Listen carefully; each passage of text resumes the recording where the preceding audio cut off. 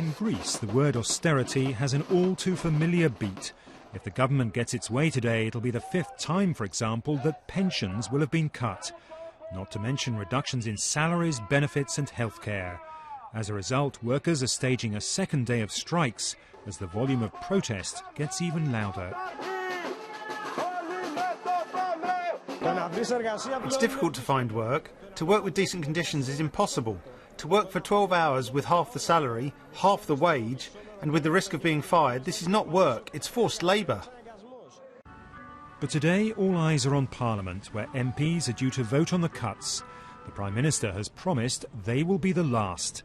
Yet the smallest group in his coalition, the Democratic Left, is threatening to vote the measures down. But even if those measures pass, Greece is now on a tight timetable to stay in the euro. On Sunday the 11th, the whole budget needs to be approved by Parliament. On Monday the 12th, EU finance ministers need to approve Greece's latest bailout. If either of those fail, Friday the 16th could be the day that Greece runs out of money, hastening a possible exit from the euro.